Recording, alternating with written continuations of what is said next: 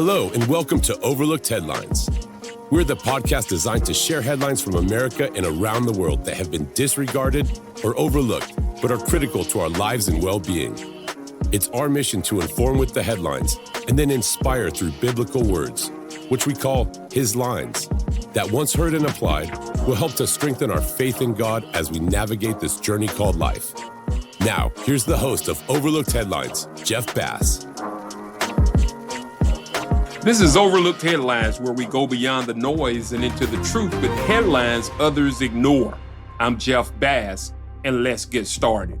First up, air pollution is silently destroying children's eyesight, a surge in myopia. Our world is increasingly saturated with invisible chemical threats, from the formaldehyde in our curtains to the chlorine in our tap water. Now, a new danger is coming into focus for our most vulnerable population, the children. A groundbreaking study has uncovered a direct link between the very air children breathe and a rising epidemic of nearsightedness, suggesting that the environmental assault on human health now includes permanent change and damage to eyesight. This research, conducted in China and involving 30,000 school children, delivers a strong warning that air pollution is not just a respiratory hazard, but a direct threat to visual development. The study, published in the journal PNAS Nexus, isolated two primary pollutants as key culprits: nitrogen dioxide and fine particulate matter known as PM2.5. These toxins, spewed relentlessly by vehicle exhaust, industrial power plants, and fossil fuel combustion, are now being linked to how well a child can see the world without glasses. While genetics and excessive screen time have long been blamed for the surge in childhood myopia, this study is among the first to pinpoint air pollution as a major and critical modifiable risk factor.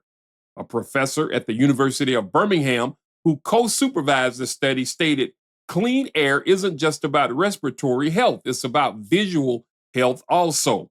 Our results show that improving air quality could be a valuable strategic intervention to protect children's eyesight, especially during their most vulnerable developmental years."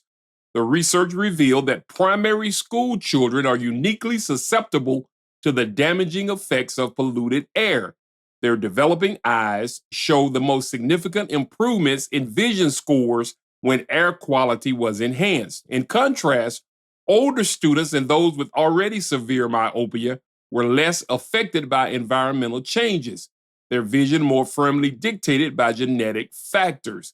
This indicates a critical window of opportunity in which intervention can alter a child's visual future. Scientists suggest that these toxic particles cause inflammation and oxidative stress in the eye, damaging delicate tissues. They can also disrupt the protective tear film and even trigger chemical changes that alter the shape of the eye, leading to myopia. Furthermore, heavy pollution often reduces beneficial sunlight exposure, which is critical and crucial for healthy eye development. Co-author Dr. Day commented, "Myopia is on the rise globally, and it can lead to serious eye problems later in life. While we can't change a child's genes, we can improve their environment. If we act early before severe myopia sets in, we can make a real difference." The study recommends installing high-quality air purifiers in classrooms, creating clean air zones around schools by restricting traffic and closing streets to cars during school arrival and dismissal times. Leave us your comments concerning this headline. Our next headline: mandatory digital ID is first domino to fall in new digital order. Imagine walking into a grocery store, a bank, or even your doctor's office and being told, "Access denied, digital ID not verified." The lights flash red. A clerk shakes their head. Suddenly, your life is on hold. No money, no rent, no appointments. A small app or card has become the master key to your entire existence. Well, this isn't fiction. It is the path the UK is racing toward. Last year, the Labour government promised citizens there would be no return of national identity cards. The idea was politically radioactive, a symbol of Big Brother surveillance of a state watching every citizen. Yet now the government is preparing to announce digital ID mandatory for all adults, transforming a once unthinkable intrusion into an impending reality.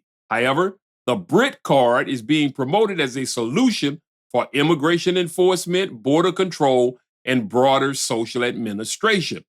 Such a rapid shift should set off all alarm bells. Why is this happening? Well, the timing is telling. Every adult would hold a digital ID required to rent, work, or access essential services, forcing compliance into every corner of life.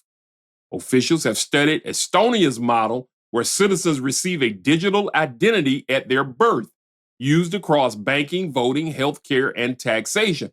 But the UK system could go far beyond that, linking immigration, welfare, banking, housing, healthcare, and commerce into a single centralized framework. What starts as convenience or security hides a far darker reality. A compulsory digital ID centralizes unprecedented power over all citizens, surveillance, and control.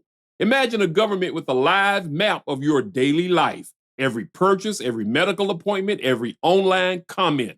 Linking all activity to a single ID creates the blueprint for a surveillance society, and history shows us such powers once granted are rarely returned. A digital ID is not just identification, it's a gatekeeper, and society itself becomes contingent on state approval. Each integration expands state leverage, inching toward total control. Now imagine pairing this system with government-issued digital currency. Every transaction could be monitored, restricted, or frozen in real time. Economic freedom would disappear. Your ability to buy, sell, or work depends entirely on government consent. Society becomes dependent, traceable, and controllable at the keystroke of the state. Europe will watch the UK closely. If this experiment succeeds, it will likely spread quietly normalized under the guise of efficiency, safety, or progress. You see, once citizens submit, rolling it back becomes nearly impossible. What begins as migration enforcement could become the blueprint for global surveillance, economic dependency, and behavioral control. The danger is here, not in some distant dystopia. Once digital oversight and currency merge, the line between safety and servitude can vanish overnight. The choices made today will echo for generations. Now, give us your thoughts on digital IDs and the possibility of government surveillance. This is a good time to thank all of you right now for your continued support of Overlooked Headlines. We want you to stay connected with us. Don't forget to like, comment, and subscribe to our YouTube channel. Hit that notification bell and follow us on Instagram. We do an IG Live every Monday at 5 p.m. Eastern Time. Leave your comments and share. If you like the content we provide, click on the Buy Me a Coffee link on the Overlooked Headlines Instagram profile. By doing so, it helps us to provide more great content. Now, stay where you are. I've got more Overlooked Headlines. Still to come, our top headline. And don't miss his lines right here on Overlooked Headlines. Here's our top headline: 6 canned foods that could help lower cholesterol. High cholesterol affects nearly 25 million adults in the U.S., making it one of the most common chronic conditions. While medication is often part of treatment, healthy diet changes like eating more fiber, plant-based foods, and healthy fats can also have a meaningful impact. But the challenge, well, busy schedules can make preparing nutritious meals feel impossible. That's where canned foods come in. They're quick, convenient, and a surprisingly nutritious option when you choose wisely. Recently, dietitians shared their top canned food picks for supporting healthy cholesterol levels. Number 1, canned pumpkin. Although most people only buy canned pumpkin in the fall, it deserves a spot in your shopping cart year-round. This versatile veggie works well in both sweet and savory dishes and is packed with cholesterol-lowering fiber. Pumpkin is a good source of soluble fiber, which can lower your bad cholesterol by 5 to 10% when consumed as part of the portfolio diet, says Veronica Rouse, a dietitian who specializes in heart health. Number 2, canned fish. It's canned fish such as tuna, salmon, or sardines are great options due to the omega-3 fatty acids they contain, says Karan Campbell, RDN. Research highlights that regular consumption of oily fish promotes a healthier lipid profile, particularly by lowering triglycerides and potentially raising good cholesterol thanks to their abundance of omega-3s. Also, canned fish can be tossed into salads, stirred into casseroles or pasta, or used in a sandwich for a quick, cholesterol-friendly meal. Number 3, canned spinach. 1 cup of canned spinach has over 5 grams of fiber, about 18% of your daily needs, helping to support healthy cholesterol levels. Spinach is also rich in an antioxidant that helps prevent cholesterol from sticking to your artery walls, lowering the risk of stroke and heart attack. Number 4, canned beans. With nearly 15 grams of protein per cup, canned beans are a satisfying swap for animal proteins and one that can support healthy cholesterol levels. By swapping beans in for meat more often, you can cut back on saturated fats, which are a key step in lowering cholesterol and protecting your heart. Number 5, canned pears.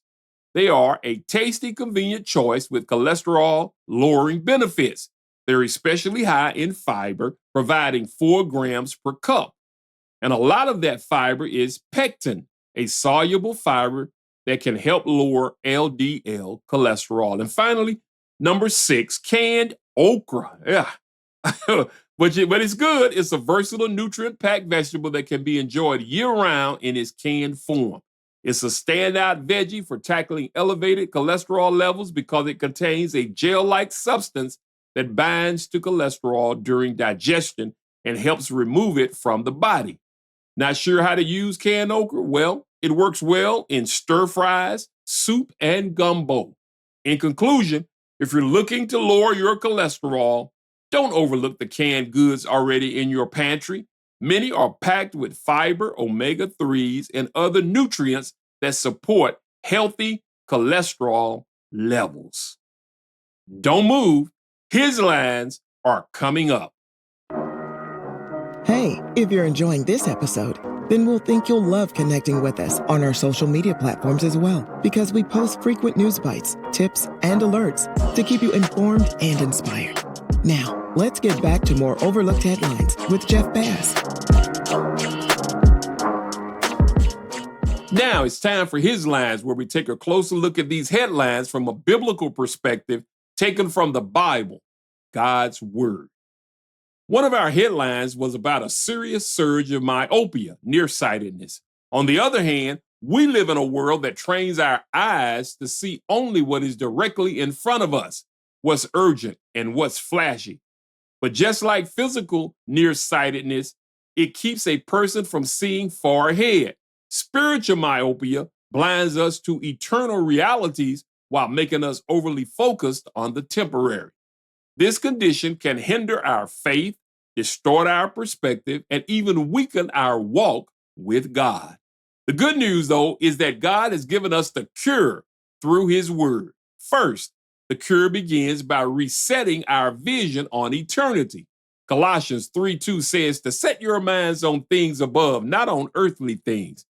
We must learn to live viewing every decision, every relationship through the lens of eternity. We can start each morning by asking, how will this day matter for eternity? Number 2, to cure spiritual myopia, we must cut away what blurs our vision. Sometimes this means pruning commitments or reevaluating pursuit of things that compete with God's purpose. Just like glasses remove blur, spiritual discipline clears distractions so we can run with clarity and endurance. Let's all identify at least one distraction to avoid this week so that we can take that time to pray and seek God's will and direction for our lives. Spiritual myopia is dangerous because it keeps us from seeing what truly matters. But God has given us the cure. That's his lines. For Overlooked Headlines, I'm Jeff Bass, keeping you informed and inspired. Stay blessed. Thanks for joining us. We hope you've been informed and inspired. Like us, tell a friend, and connect with us via Facebook, YouTube, or email us at neveroverlooked@gmail.com. That's neveroverlooked@gmail.com. Check us out next time on Overlooked Headlines with Jeff Bass.